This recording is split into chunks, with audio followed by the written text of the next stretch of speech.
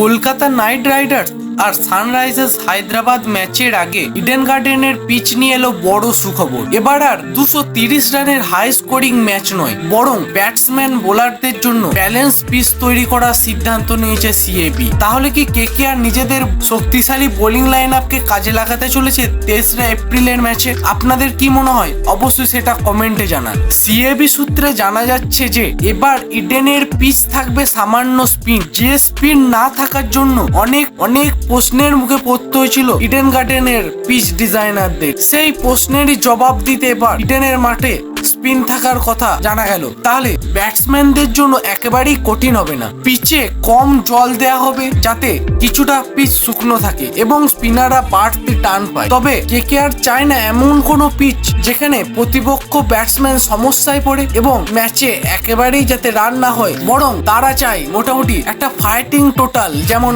180 190 এর মতো রান, যাতে ম্যাচটাকে চরম উত্তেজনার পর্যায়ে নিয়ে যাওয়া যায়। এখন প্রশ্ন, এই নতুন পিচ কি কেকেআর এর জন্য সুবিধাজনক হবে? কেকেআর এর বোলাররা কি পারবে এই নতুন পিচের সঙ্গে এসে মানিয়ে নিতে? এখানে কি সুনীল নারায়ণ, বরুণ চক্রবর্তী, হর্ষিত রানা, অ্যান্ড্রু নকিয়া এরা কি পারবে তাদের সেরা পারফরমেন্সটা মেলে ধরতে, নাকি সানরাইজার্স হায়দ্রাবাদ কেকেআর এর পরিকল্পনাকে ব্যর্থ করবে? আপনার এ বিষয়ে কি মতবাদ অবশ্যই কমেন্টে জানান। আর ভিডিওটি ভালো লেগে থাকলে লাইক করুন এবং চ্যানেলে নতুন হয়ে থাকলে চ্যানেলটি সাবস্ক্রাইব করে ডেসক্রিপশন বক্সে থাকা লিংকে ক্লিক করে আমাদের টেলিগ্রাম চ্যানেলে জয়েন হয়ে যান, যেখানে ক্রিকেট রিলেটেড সমস্ত আপডেট সবার প্রথমে দেওয়া হয়। আর আপনি যদি কেকেআরের একজন ডাই হার্ট ফ্যান হয়ে থাকেন তাহলে কমেন্টে অবশ্যই লিখে দেবেন, আমি কেকেআর করবো লড়বো জিতবো রে।